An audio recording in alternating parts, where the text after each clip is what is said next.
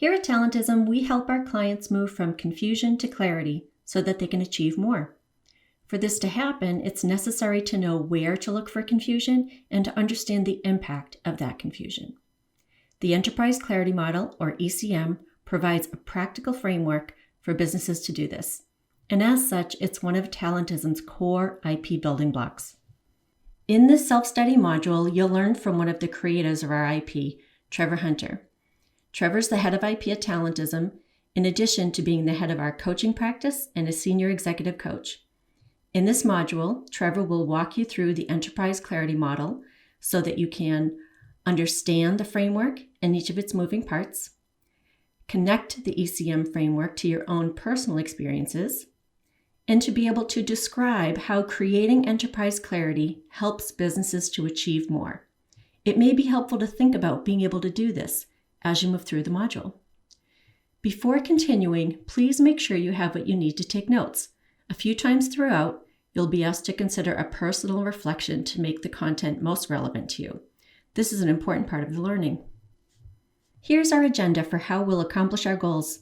First, Trevor will walk you through the Enterprise Clarity Model and specifically what good looks like from an organizational context. Then he'll explain each part of the model: goals, leadership, management, and culture. For each part, he'll explain and contrast what confusion looks like and what clarity looks like, and what the impact can be. Then he'll circle back and summarize the ECM. Now let's begin. Here's Trevor. Thank you, Sharon. First, a reminder that this is the second video in our progression of Talentism's core IP. If you haven't watched the first 3C self-study module, some of the language and concepts used in this video may not make sense. As we talked about last time, businesses exist to achieve goals. But what happens when goals are not clearly defined or communicated? What happens when employees don't feel connected to the goal? What happens if there's no measurement strategy in place? Most important is the idea of confusion, our unconscious reaction to unexpected experience. In other words, when expectations don't meet reality. All humans become confused every day to some degree, and as we discussed last time, the question is what you're able to learn from it. Failing to productively attend to confusion kills businesses. Rapidly learning from confusion is a key competitive advantage. A business which picks the quote-unquote right answer at the time but fails to evolve over time will lose out to a business which evolves quickly. Let's step back for a moment. All human activities exist in and are heavily influenced by the context in which they take place. You can think of a context as the set of expectations that we feel. At our home, we feel expectations about responsibilities we have around the house, about where certain things should be kept, about routines, about what constitutes clean or an edible meal. Those expectations create the home context. Similarly, businesses we work in also form a context. And like all contexts, the expectations that constitute that context can either be clear or muddled. The Enterprise Clarity Model is Talentism's way of describing the context of a business by organizing the disparate information about that business into something useful that allows us to effectively see where gaps exist and therefore identify the right problems to address. The Enterprise Clarity Model breaks down the context of a business into 4 categories. First is goals. Businesses exist to achieve goals. In order to achieve those goals, 3 areas need to be consistently clarified across the enterprise: leadership, management, and culture. Leadership relates to the why your company exists, why your work is meaningful, why the leader is the right person to lead the company. Culture describes the how we behave, how we define standards, and how fast things move. And management is what we actually do, what are our responsibilities, what is the design, what is the diagnosis on that design. In this module, we will review each of these areas in detail. But first, we start with goals. Goals are meaningful results or changes to reality that you work towards over time. All businesses exist to achieve goals. If a business doesn't know what its goals are, then by default, its goal is to survive. There are many popular frameworks for goals, SMART goals, FAST goals, to name a few, that could work for you. This slide is intended to supplement rather than replace those frameworks. What Talentism is interested in is what is necessary for goals to begin setting the stage for a clear context. That means being aware of the goal, being able to make sense of it, being aligned with others on what the goal means, and caring about the goal. The first necessity is being able to describe the goal. That starts with being able to name the goal, which some companies can't do. But it's not enough to say that the goal is to increase revenue or sell more widgets or what have you. No, in order to stay in sync with those around you, you need to be able to describe the goal to each other in a way that matches the other person's understanding of what that goal is. Otherwise, sell more widgets can mean double widget sales by Q3 for one person and concentrate on improvements to our widget design for the next year or two to another person. An example of what a well-described goal might be is, by the end of the quarter, increase market share by 5% in the New England region through partnerships with distributors and sales promotions. The second necessity for clear goals is being able to connect to the goal. This meaning is twofold. One, it means that employees clearly understand the link of how their goals align with the enterprise goals and the overall enterprise vision. And second, that achieving that goal is meaningful for the person who holds the goal. Or to use the negative construction, don't ever give a goal to somebody who doesn't care about achieving that goal. Giving a goal to an employee who can't connect that goal to what the company is actually trying to accomplish and doesn't see the value in accomplishing that goal will lead to confusion for everyone involved. And finally, it's critical to be able to measure progress. How do you know what your progress against the goal is? How do you know when you've achieved it? In order to be able to do this, there needs to be relevant metrics in place for employees to understand how their performance is contributing to achieving goals over time, and employees receive regular feedback to understand how their performance measures against expected outcomes. Without these three components, describe, connect, and measure, it will be exceptionally difficult to upwardly evolve over time. Confusion about goals is one of the most common forms of confusion that we see with our clients. We see it when people direct efforts at different targets, often at cross purposes, making it easy to view others in the company as threats and create ripples of protection behavior. You see it when people divert resources to their own goals at the expense of others, a classic sign of certainty. People confused about goals expend energy ineffectively, unknowingly focusing on the wrong priorities, and, unaddressed, people who are confused about goals lose motivation to perform because they don't know how their contributions make a difference. Now, let's link what you've learned so far with your own experiences. Describe a time when a goal wasn't clear to you. What was not clear? What impact did this have on your ability to achieve the goal? Or on where you were placing your effort? Pause the recording to consider and write down your own experiences. The next component of the ECM is leadership. Talentism defines leadership as the act of defining and clarifying the future for others to create. A person's leadership context helps them understand why they work for the company they work for and why they are pursuing the goals they're pursuing. Excellent leadership involves being clear about three areas: vision, meaning, and trust. The vision is a statement of the world the company is trying to create. Talentism's vision is to try to create a world where everybody is able to unleash their potential. LinkedIn's vision is to connect the world's professionals to make them more productive and successful. TripAdvisor is trying to help people around the world plan and have the perfect trip. These are all simple statements of purpose that help people understand why they're working. If you don't really know what your company's vision is, it's probably to create a world where the people who run the company are more wealthy and or secure, which is fine. But leadership is also important for clarifying why that vision is meaningful. A world where people are unleashing their potential is a world that is better capable of solving many of the serious problems we face today. A world where business professionals are more interconnected is one where people are better able to find good work, whatever that means to them. A world where people are better able to plan the quote-unquote perfect trip is a world where people have more exciting and gratifying life experiences. Even that basic vision of helping the people who work at the company become wealthier can be a meaningful experience for plenty of people. If you are able to connect the work you do to a change in the world that you care about, you are better able to conceptualize and navigate your context. Finally, leadership involves being clear that people involved with achieving the goals of the company are the right people to realize the vision. Employees may not like their leaders, but they do have to believe, that is, trust, that they are the right people to lead everyone to that North Star. A loss of trust in leadership means a loss of connection to the vision, which can have enormous effects across the company. Unintended confusion about leadership can easily drive certainty that kills engagement and productivity. You see this confusion when it's difficult to get in sync on defining goals, creating existential dilemmas like, why are we even here?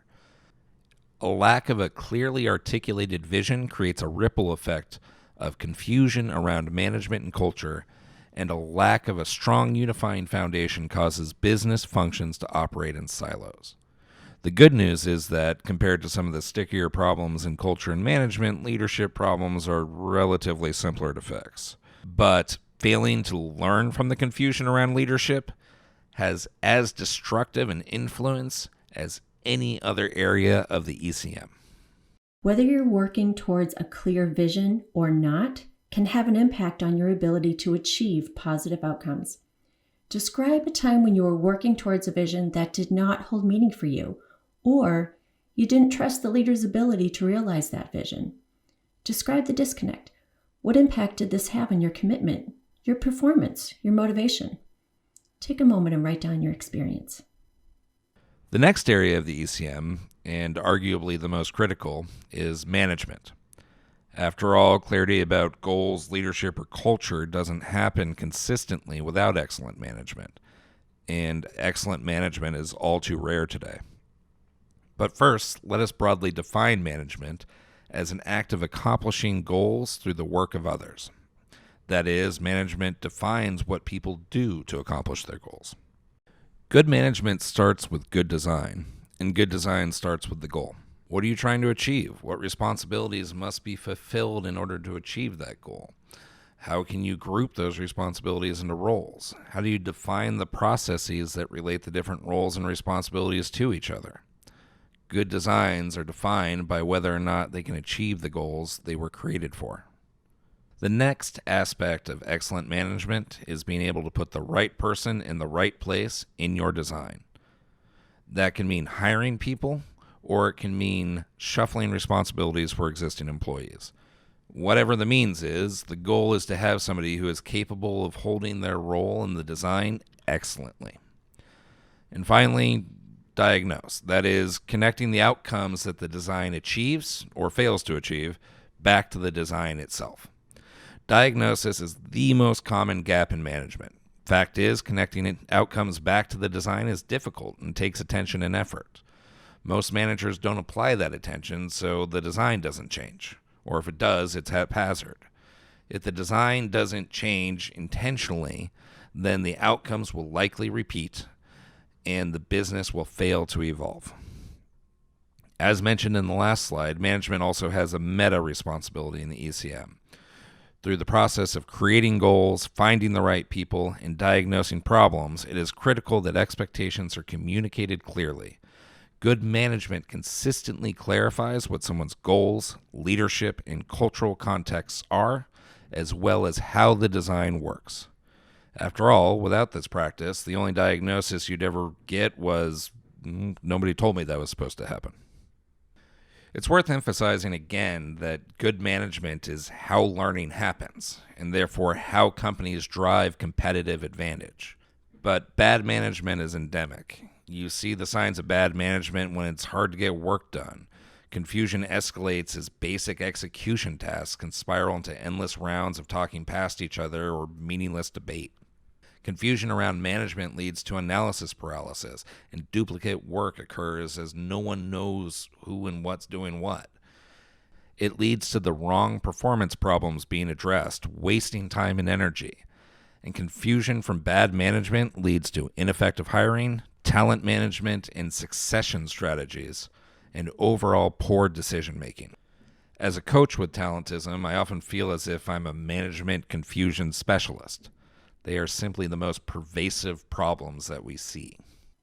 As Trevor explained, having clearly defined roles and responsibilities can really have an impact on your ability to achieve your goals. Describe a time when you were unclear about your own role and responsibilities. When you were unclear if your performance was meeting expectations. What was the impact? Pause the recording to consider this and write down your experience. The final ECM area left to cover is culture. Talk about culture is pervasive in today's business environments, but it's often ill-defined or simply has too many definitions. But here at Talentism, we are undaunted at the prospect of too many definitions and add our own. Culture is the collection of behaviors and outputs in an organization that emerge from people's beliefs about what is rewarded, punished, and allowed. Culture is people's understanding of how they should accomplish their goals. The most readily apparent aspect of any culture is how people behave. People's behaviors are guided by norms, that is, expectations around behaviors in the organization. Those expectations are informed first by what is rewarded, whether that be hiring decisions, raises and bonuses, public or private affirmation. A company may choose to reward teamwork or star contributors. They may choose to reward going the extra mile or staying in your lane. They may reward risk aversion or boldness. Whatever the combinations are, people in the organization see people rewarded and adjust their behaviors appropriately. Similarly, behaviors may be punished through firings, demotions, or reprimand, or just ignored completely, which implicitly allows the behavior. All of these actions create the expectations people have in an organization around norms. But whereas norms relate to behaviors, standards relate to work product and outcomes. Some organizations may demand presentations that are simple and beautiful. Others, presentations that are dense with data. Some orgs may want to push out the highest quality work possible. Others want to get it out the door to stay with the market. Apple and Nokia have different standards about what constitutes an excellent phone. Maserati and Fiat have different standards about excellent cars. They also all have different standards for what it means to win. Much like with norms, these signals are transmitted through the company through rewards and punishments. Finally, the speed of change is how fast things change at your company or in your job.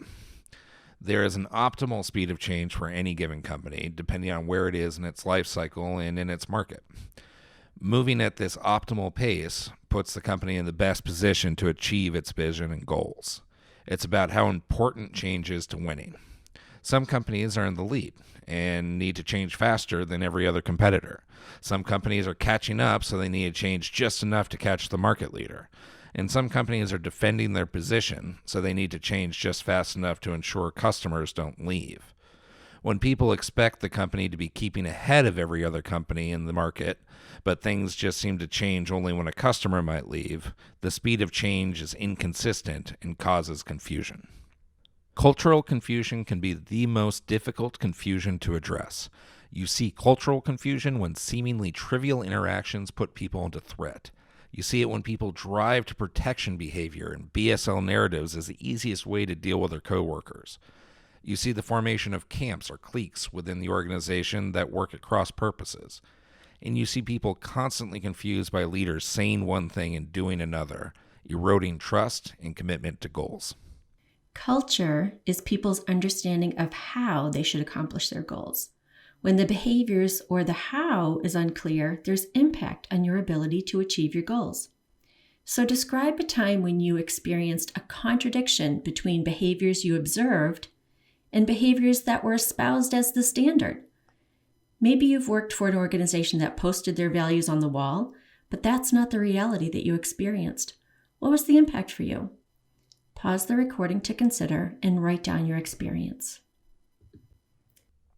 So that's the ECM. To review, a context establishes the expectations we experience. For a business, those expectations are dominantly related to goals, leadership, management, and culture. Those expectations can be clear, I know my goals. I understand and care about the vision. I trust those around me to achieve it. I understand my role in the design and see problems fixed rapidly. I can make sense of what's rewarded and discouraged and how fast things change. Or they can be unclear. I don't know the vision. I don't see the signs that others even care about the vision. I don't understand the design I operate in, and I don't really know what my goals are. I can't make sense of the way people around me behave. A context that has endemic levels of confusion arising from incoherence is going to require a lot more attention and a lot of lost productivity for people to be able to make sense of it, if they even can. Let's return to our goals for the self-study. Do you now understand the framework and each of its parts? Are you able to connect the ECM framework to your own personal experiences? Can you describe how creating enterprise clarity helps businesses to achieve more? I'd encourage you to try to explain this to others. It can really help you retain what you've learned and help you to see the value of moving from confusion to clarity in this context. From the whole team here at Talentism, thank you for your time and attention.